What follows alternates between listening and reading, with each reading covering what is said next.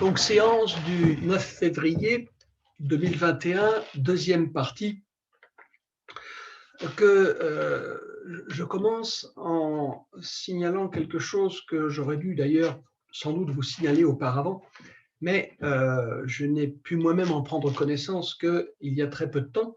C'est la conférence qu'a faite et qui est diffusée sur le site de l'UTL, Monsieur Didier Foucault.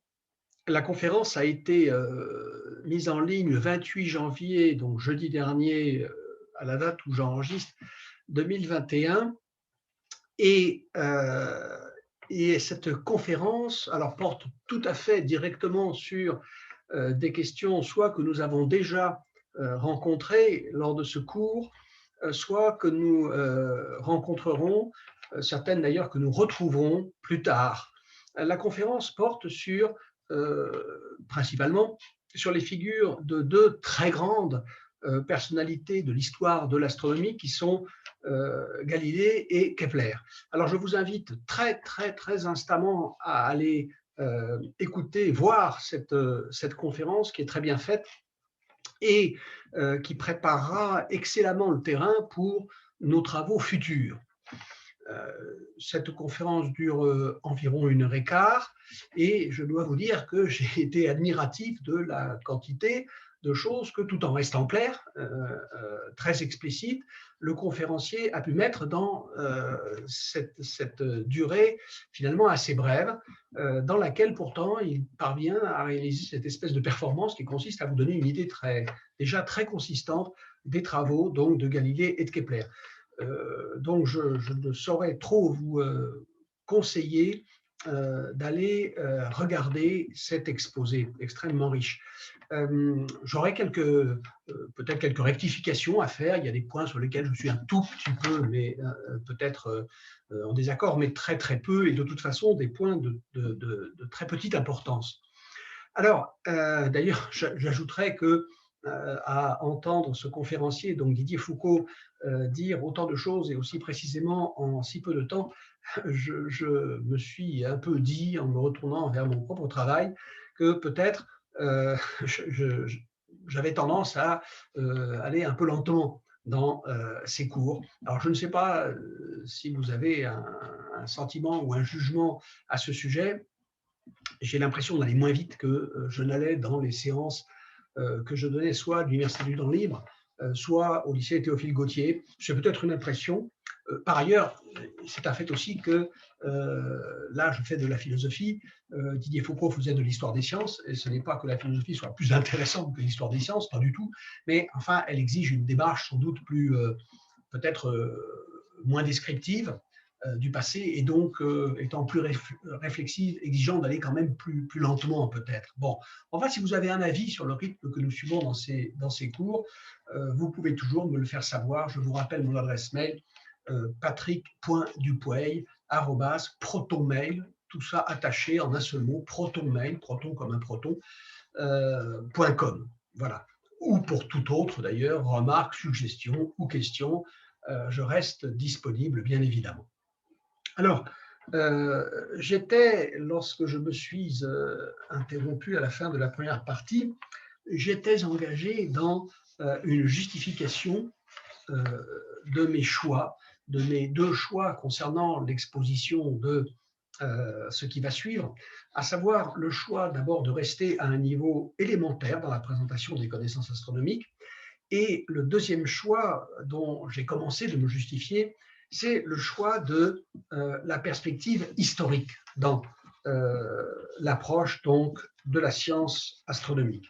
J'avais, dans la première partie de cette leçon, j'avais exposé ce que pouvaient être les manières, les méthodes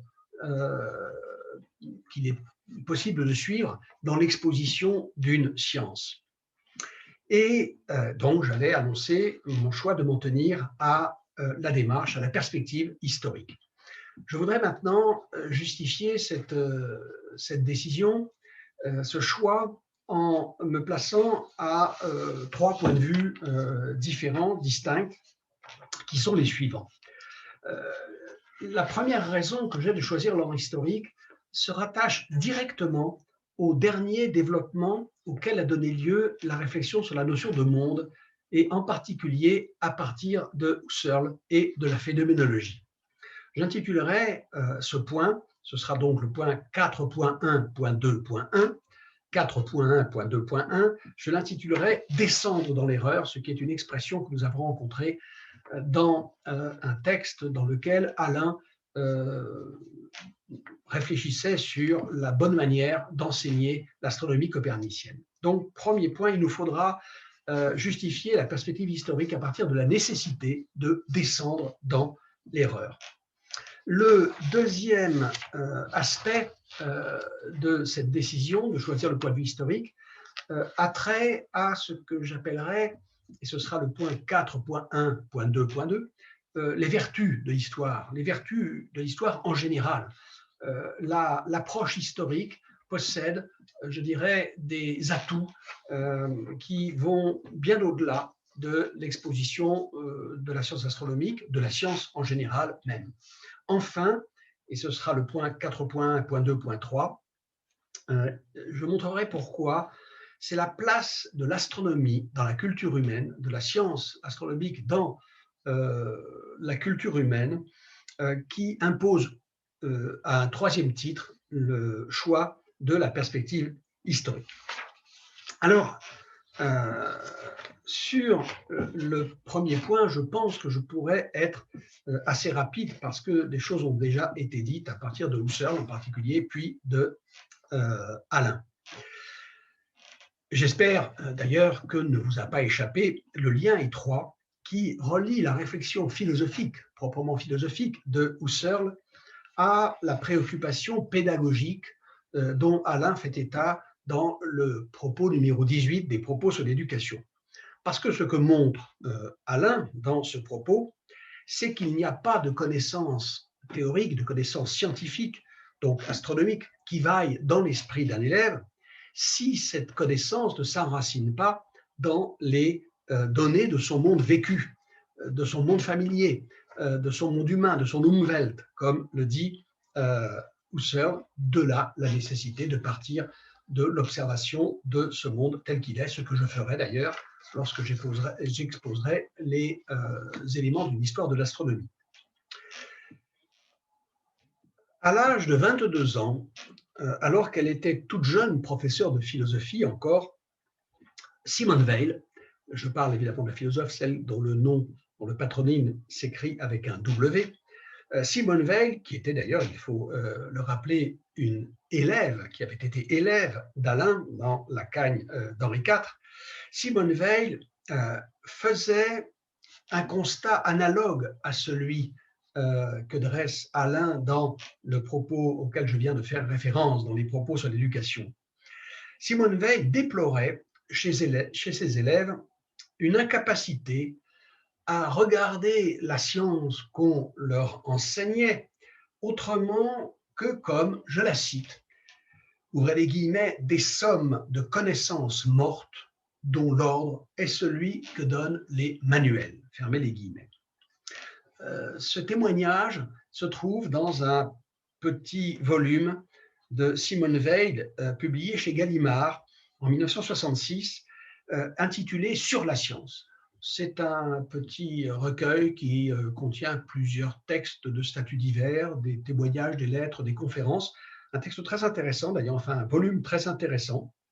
Et la citation que je viens de lire se trouve aux pages 103 et 104 dans une lettre qui est intitulée, là dans le volume, « Lettre à un camarade ». Et donc, Simone Weil constate que la science que l'école enseigne, c'est la science faite, enseignée, proposée selon l'ordre dogmatique, la science faite, c'est-à-dire les résultats qu'on présente aux élèves, puis plus tard à l'université aux étudiants, selon l'ordre dogmatique, parce que ce sont les résultats dont ces élèves, ces étudiants auront à se servir pour en tirer les applications pratiques, principalement les applications techniques, lorsqu'ils seront techniciens, ingénieurs, médecins, ou lorsqu'ils auront à décider ou administrer. Et c'est bien dans la perspective de former de tels métiers spécialisés et de préparer à assumer de telles fonctions que l'école tire une raison de s'en tenir à l'ordre dogmatique dans l'exposition de la science. Seulement, comme l'avait remarqué Alain, et comme va le redire ici dans cette lettre Simone Weil, peut-être d'ailleurs, il y a de bonnes chances, je pense, en s'inspirant de ce qu'elle a pu entendre dans l'enseignement de son maître, Alain, eh bien, c'est ce qui va conduire donc Simone Weil à porter le diagnostic suivant, c'est qu'une exposition dogmatique du savoir pose le problème de la construction de ce savoir dans l'esprit qui le reçoit. Aux yeux de Simone Weil, un tel savoir a toutes les chances de constituer ce qu'elle appelle, je cite encore Simone Weil, le contraire d'une culture. Le contraire d'une culture. Je rappelle un fragment, une brève citation de ce texte d'Alain, du propos du 17 mars 1922, donc numéro 18 des propos sur l'éducation. Ce texte que j'avais cité commence par ces mots: « Un homme savant a compris un certain nombre de vérités, un homme cultivé a compris un certain nombre d'erreurs. » Or, qu'est-ce que comprendre une erreur? Eh bien, comprendre une erreur, c'est, comme le disait le propos, y descendre. Y descendre, c'est-à-dire comprendre comment et pourquoi l'erreur naît spontanément de l'expérience commune, c'est-à-dire de notre rapport premier, de notre rapport immédiat au monde. Cette compréhension ne peut venir, la compréhension de l'erreur elle-même, de l'erreur en tant qu'erreur, cette compréhension ne peut venir que de l'acquisition du savoir scientifique qui intervient une fois qu'il est disponible dans l'esprit de l'élève, qui intervient pour redresser l'erreur. Mais si ce savoir scientifique ne fait que se substituer à l'erreur, s'il ne fait dans sa tête que s'y juxtaposer, s'il ne fait qu'y cohabiter, alors il n'y a pas compréhension au sens propre, au sens étymologique, qui signifie, la racine latine est assez claire, cum prehendere, qui signifie prendre ensemble. L'erreur n'est comprise, c'est-à-dire ne peut être véritablement redressée, que sous la condition que soit saisi, c'est toujours de prendre qu'il s'agit, que soit saisi le rapport existant entre l'erreur initialement commise et le savoir nouvellement acquis. Ce qui rend possible de percevoir le lien qui rend l'erreur intelligible pour celui qui désormais dispose du savoir. Le savoir, ce n'est pas seulement ce qui me montre comment sont les choses, c'est ce qui me permet surtout et d'abord de saisir pourquoi les choses étant ce qu'elles sont et étant à la place où je me trouve parmi les choses, je ne peux voir les choses que comme elles m'apparaissent, c'est-à-dire sous la forme, sous l'espèce de cette erreur que la connaissance scientifique me permet maintenant de corriger. Et c'est à cette condition que le savoir prend un sens pour celui qui l'a au sens propre assimilé, c'est-à-dire digéré, et non pas simplement, si vous voulez, enregistré. Alors, cette insuffisance de notre enseignement, de notre enseignement scientifique spécialement, mais ça va plus loin que le cadre des simples disciplines scientifiques, cette insuffisance de notre enseignement scientifique que commentait et qu'analysait Simone Weil et à laquelle elle a tenté dans son propre enseignement de philosophie de remédier, eh bien, ce travers, cette insuffisance, on pourrait même dire plus sévèrement, cette tare n'a aucunement disparu aujourd'hui. Et il n'est même pas exclu qu'elle se soit, avec le temps, renforcée. Du reste, c'est un échec qu'on reproche vraiment très souvent à notre école, et je crois à juste titre, d'entretenir les élèves dans une espèce d'état mental qui ne serait peut-être pas exagéré de qualifier de schizophrénique. Vous savez que le schizophrène est celui, là encore c'est une étymologie grecque, le schizophrène est celui qui a l'esprit divisé, l'esprit partagé. Eh bien, c'est un fait que pour beaucoup de nos élèves, et ça je crois que c'est quelque chose dont beaucoup de professeurs de collège, de lycée et je pense même de facultés dans l'enseignement supérieur ont fait eux-mêmes la douloureuse expérience.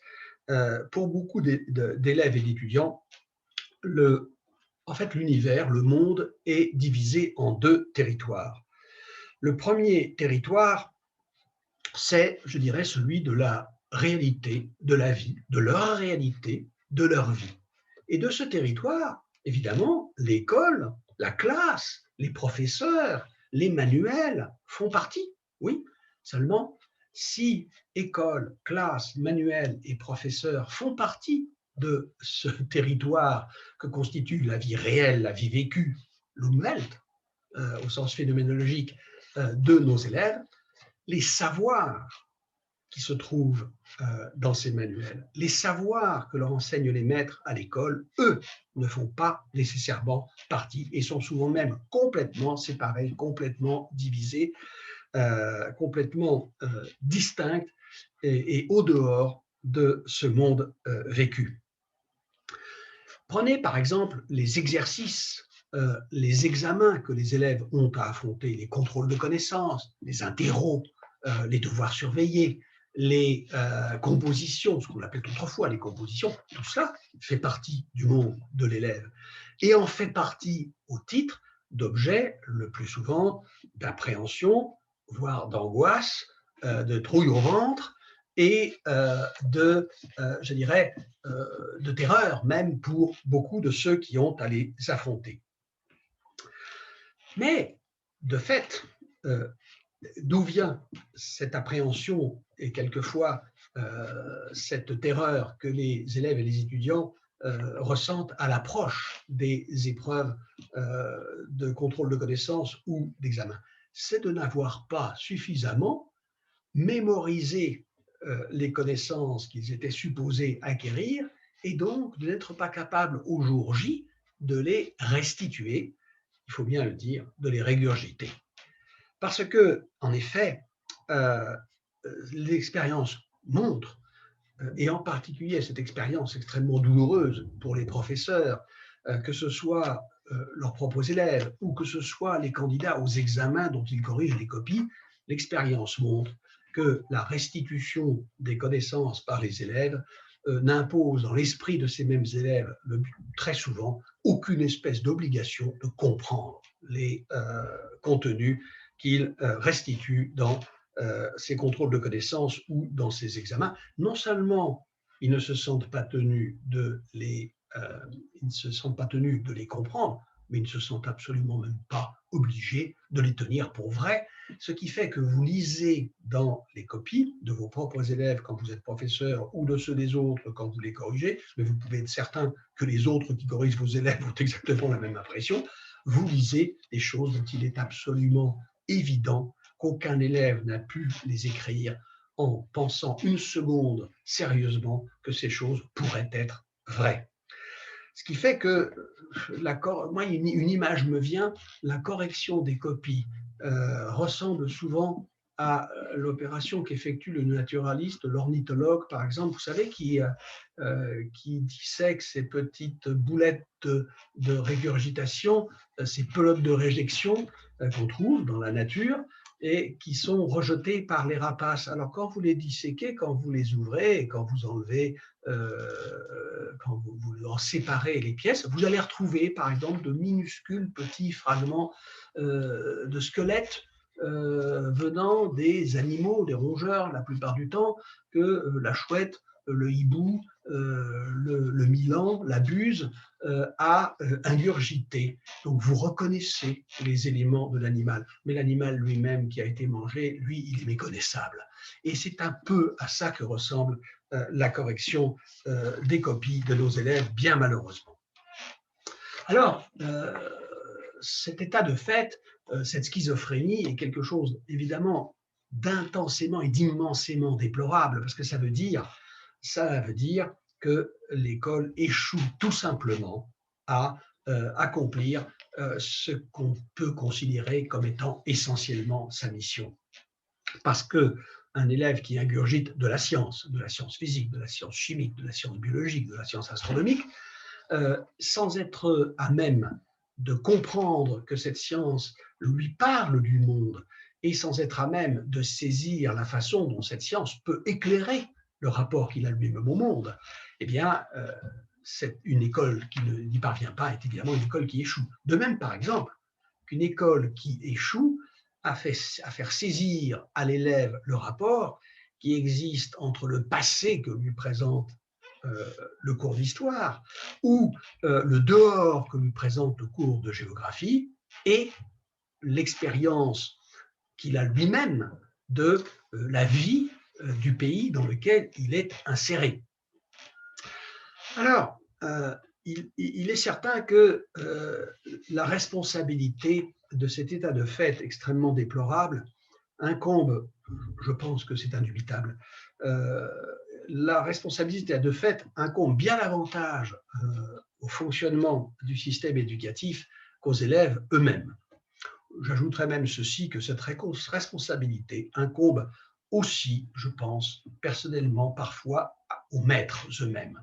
Parce que il y en a, il faut bien le dire, c'est bien malheureux, mais c'est comme ça, il y en a, et jusqu'à un niveau assez élevé de notre institution scolaire et universitaire, il y a des maîtres qui malheureusement font plus grand cas d'une restitution fidèle, je dirais même, ce n'est pas l'adjectif qui convient, une restitution servile de leur propre cours, et qui font plus grand cas de cette restitution servile, de cette régurgitation, comme je le disais, que de l'exercice par l'élève de sa propre intelligence et de sa capacité de juger.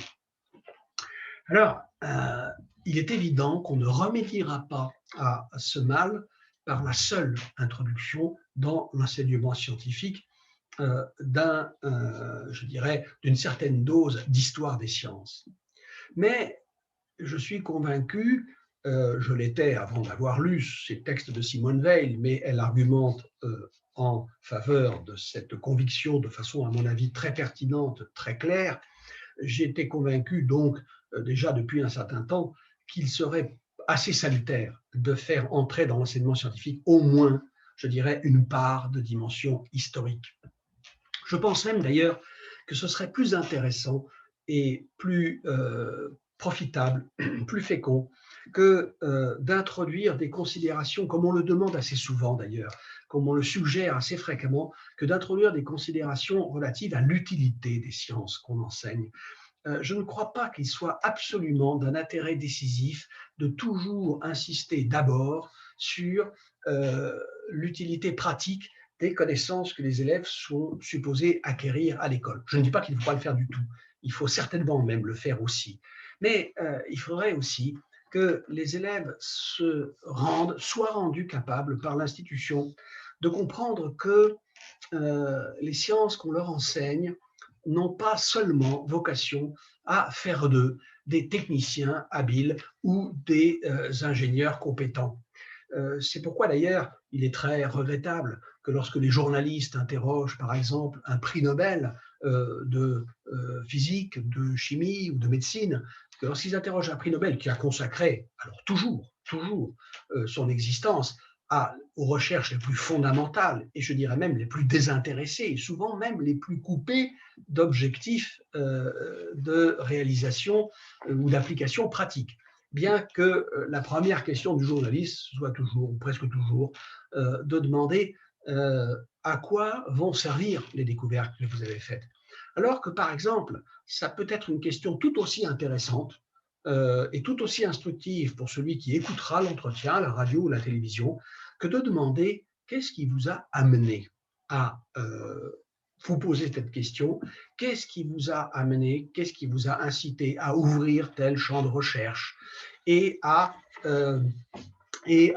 porter, je dirais, votre regard et à diriger le projecteur en direction de tel ou tel objet, de tel ou tel thème de recherche. Et donc, c'est ce qui a décidé, finalement, Simone Weil à introduire dans son enseignement de philosophie un aspect d'histoire des sciences. Et je dois vous dire, sans vouloir le moins du monde me comparer à Simone Weil, que j'ai passé pas mal de temps dans toute ma carrière de professeur de philosophie à enseigner des éléments d'histoire, de la physique, de la chimie, de la biologie, de l'astronomie, et non pas seulement d'ailleurs à titre documentaire pour raconter l'histoire de ces sciences, mais pour conduire par cette approche historique à l'acquisition chez mes élèves de philosophie d'un véritable savoir scientifique. Parce que je vous avoue que je ne me faisais pas, je ne me résignais pas, je ne me résolvais pas à l'idée que mes élèves allaient sortir de terminale sans savoir, par exemple, pourquoi lorsqu'ils boivent le coca à la paille à la terrasse du café, le coca monte dans la paille. Or, c'est un fait que la plupart des élèves ne savent pas pourquoi, lorsqu'ils aspirent le coca. Ça paraît tout naturel que quand on aspire le coca, il monte dans la paille, puisqu'on l'aspire, justement. Oui, mais qu'est-ce qui fait monter le coca? Qu'est-ce qui fait que le coca ne reste pas là, dans le verre? Eh bien, ça, c'est une question que les élèves ne se sont en général pas posée, et donc à laquelle ils ne savent pas, a fortiori, répondre. Mais ils ne savent pas plus, malheureusement, assez souvent, pourquoi il y a des saisons.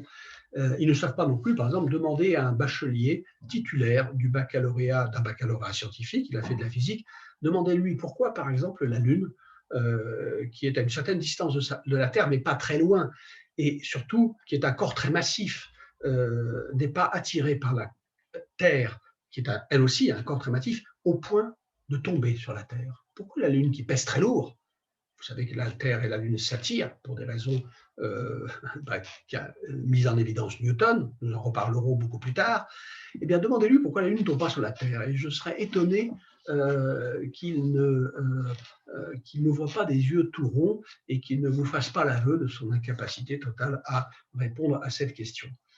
Eh bien, Simone Weil voulait, je la cite, faire de la science pour les élèves quelque chose d'humain au lieu d'une espèce de dogme qu'il faut croire sans jamais bien savoir pourquoi. Faire de la science pour les élèves quelque chose d'humain au lieu d'une espèce de dogme qu'il faut croire sans jamais bien savoir pourquoi. Fermez les guillemets, je reviens un peu sur ce mot de dogme. Comte parlait de l'enseignement des sciences selon l'ordre dogmatique. Là, l'adjectif n'avait pas de signification a priori péjorative. Dogmatique ne voulait rien dire d'autre que ceci.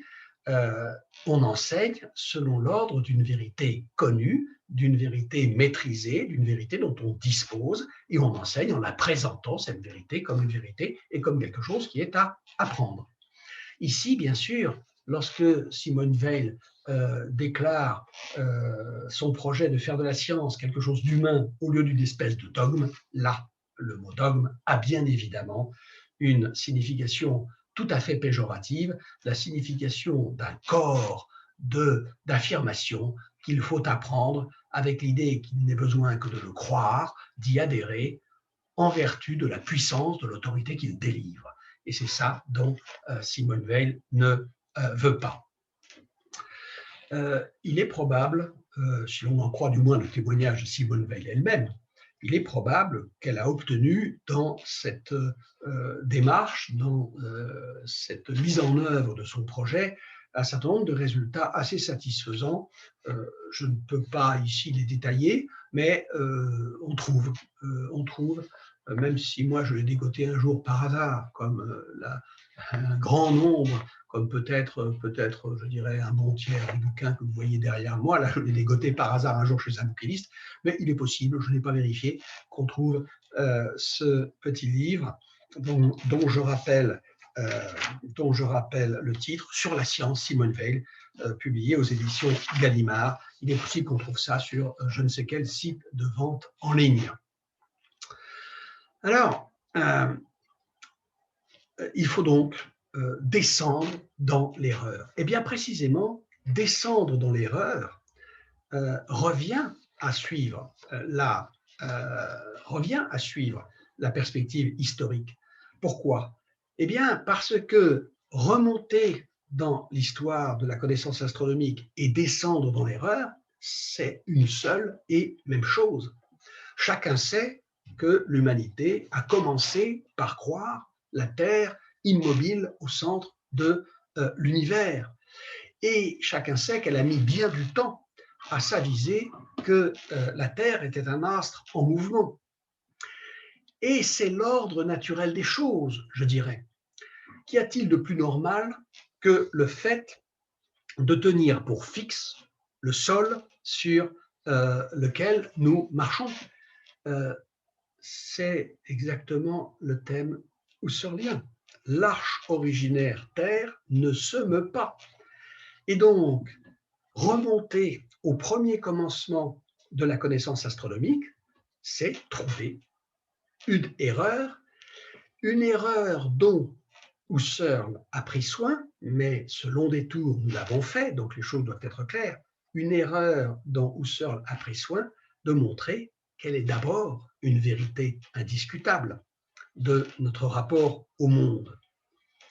Et donc, ce que je tenterai maintenant de montrer, c'est qu'il est pédagogiquement pertinent de partir de l'évidence première qu'impose la réalité vécue et non de cette réalité connue par l'humanité, cette réalité qu'est la science, connue par l'humanité au prix de longs et de très douloureux efforts, et qu'il est pédagogiquement pertinent de suivre le cheminement qui a conduit de la première situation, l'erreur initiale, à la seconde, à savoir la possession d'une science qui aujourd'hui est loin, vous le savez, d'être achevée, mais dont les éléments, au moins, dont les bases sont très clairement, très solidement, à l'heure actuelle, posées.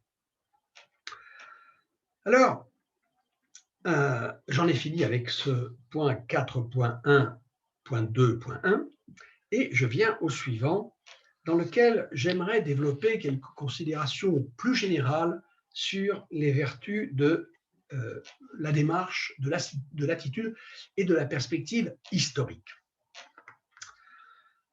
Alors bien sûr, j'ai conscience en le faisant de différer toujours, de retarder l'entrée dans la chose même, dans le vif du sujet, à savoir la connaissance astronomique elle-même. Mais après tout, comme je l'avais plus d'une fois d'ailleurs dit, je l'avais dit au lycée Théophile Gautier, je l'ai dit dans mes cours de l'UTL, je le répète, je suis maître à bord, je ne vais même pas dire après Dieu, je suis seul maître à bord et j'estime que, étant donné que je suis ici pour faire de la philosophie, c'est toujours de la philosophie que je fais et les choses viendront en leur temps. Alors, les vertus de la démarche, de la perspective, de l'attitude historique. Je pense qu'on peut poser en principe général et comme une espèce de chose acquise, que l'on ne comprend jamais réellement bien une chose dont on ignore complètement la genèse, la production dans le temps. Et c'est un fait, je pense, à peu près universel que l'approche historique d'une réalité quelconque, que ce soit une réalité naturelle ou une réalité humaine, culturelle, eh bien, l'approche historique d'une réalité quelconque possède des vertus libératrices, des vertus de libération que je situerai à 3 niveaux. Alors, de ces 3 niveaux, je pense que les numéros 2 et 3 que j'exposerai sont jusqu'à un certain point contradictoires. Mais en même temps que ces points sont contradictoires, je crois qu'ils sont complémentaires. Ce que je viens de dire n'est peut-être pas très limpide, mais je l'espère s'éclaircira dans la suite. Alors, premièrement, c'est par l'histoire que nous comprenons, et encore une fois, ce verbe doit être pris au sens étymologique, saisir ensemble. Car après tout, l'histoire n'est pas cette discipline qui nous apprend seulement à nous déplacer du présent vers le passé. L'histoire, je dirais, pour parodier une fameuse formule de Pascal, que Pascal utilisait pour la philosophie, l'histoire ne vaudrait pas une heure de peine si elle ne consistait qu'en une espèce de dépaysement. Alors, j'accorde parfaitement qu'il y a quelque chose de plaisant, quelque chose de stimulant, quelque chose, je dirais, même quelquefois d'excitant dans le dépaysement que procure l'approche historique. Je veux dire que lire un livre d'histoire, lire un livre écrit par les historiens, car les historiens ont justement cette particularité que n'ont plus du tout les scientifiques des sciences dites dures, c'est qu'ils écrivent encore des livres. Ils écrivent des livres, ils vont vous écrire un livre, par exemple, sur tel aspect de l'Empire romain, tel village, la vie de tel village dans l'Occitanie, je ne sais pas, par exemple, du Moyen-Âge. Ils vont vous écrire un livre sur la représentation de la mort à l'époque classique, etc., etc. Et ils écrivent des biographies aussi. Or, il est clair qu'il y a dans la lecture d'un livre d'histoire un dépaysement dont l'agrément a quelque chose de très semblable à celui que nous trouvons à la lecture des romans, par exemple. Et donc, cet aspect ne me paraît pas du tout négligeable.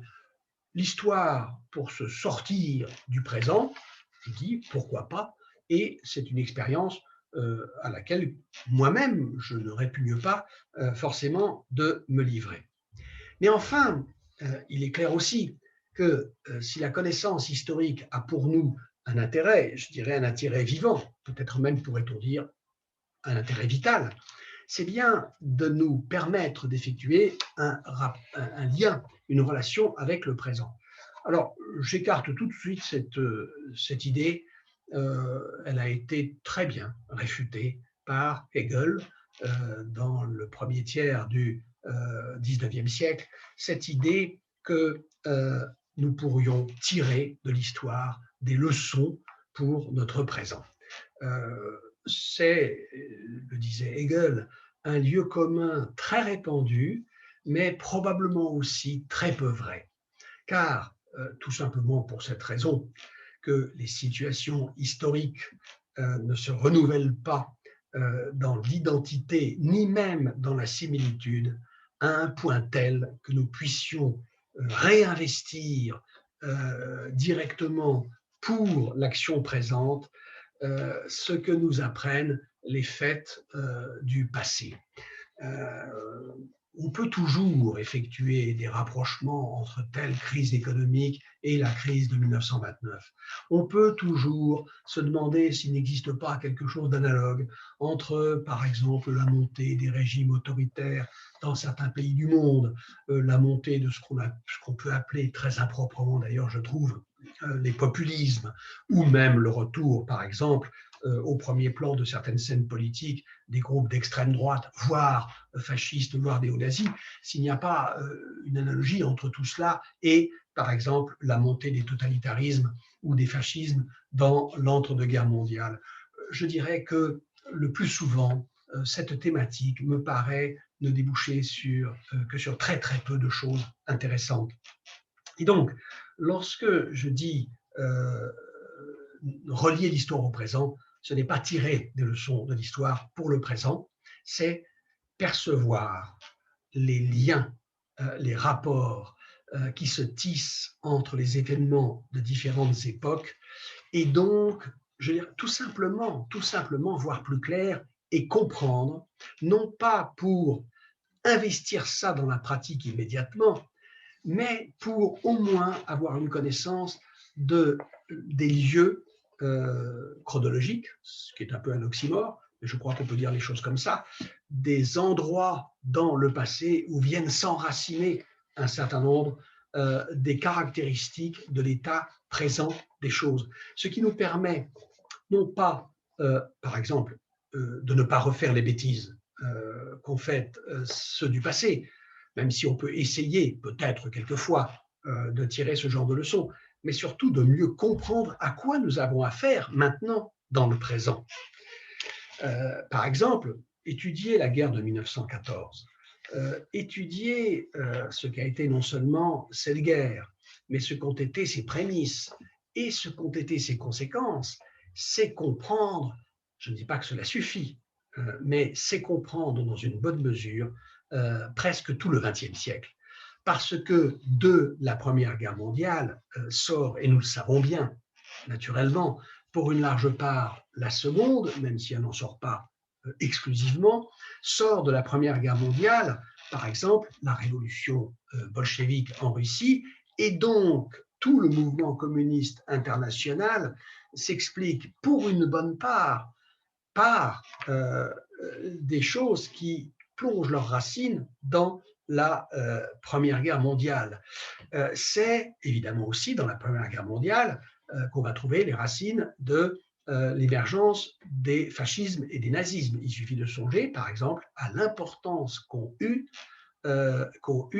dans ces mouvements fascistes et nazis entre les deux guerres, en Italie et en Allemagne par exemple, les anciens combattants, mais aussi dans ce qui a pu s'apparenter à des mouvements fascistes en France, mais qui n'ont jamais débouché sur le fascisme, les ligues dans lesquelles les anciens combattants étaient nombreux. Ce qui permet de faire par exemple aussi un rapprochement avec ce qui vient de se passer sous nos yeux aux États-Unis, puisque dans les événements qui se sont produits au Capitole juste avant que ne prenne fin ce mandat catastrophique de ce président non moins catastrophique que fut Donald Trump, dans ces événements du Capitole, il y avait un nombre considérable d'anciens combattants, non seulement du Vietnam, mais le Vietnam ça commence à être un peu loin, mais par exemple d'Irak et d'Afghanistan. Ce qui permet de comprendre certaines choses, ce qui ne veut pas dire que maintenant ça va nous dicter purement et simplement ce qu'il faut faire ou ce qu'il ne faut pas faire. Alors, remonter à la guerre de 1914, c'est aussi remonter, par exemple, à l'Organisation des Nations Unies, puisque l'Organisation des Nations Unies est quelque chose qui procède directement de l'échec de la Société des Nations elle-même sortie de la guerre de 1914. Donc, je pose en principe que pour commencer, la connaissance historique, tout simplement parce qu'elle nous permet de comprendre, de saisir, de saisir ensemble un certain nombre d'éléments du passé qui se relient au présent, a cette vertu libératrice qui est la vertu que contient toute espèce de compréhension de quelque nature qu'elle soit. Alors, j'en arrête là aujourd'hui parce que les deuxième et troisième points seront un petit peu plus longs à traiter. Donc, je vous donne rendez-vous maintenant après les vacances de février.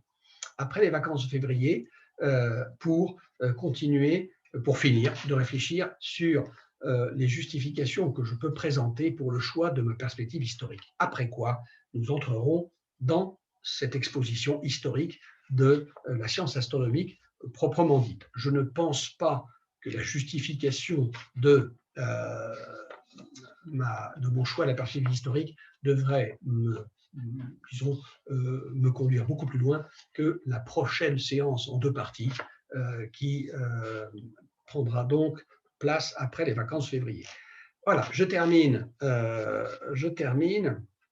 en vous rappelant le conseil d'aller voir la conférence donc de Didier Foucault, datée du 28 janvier 2021 sur la chaîne de l'UTL.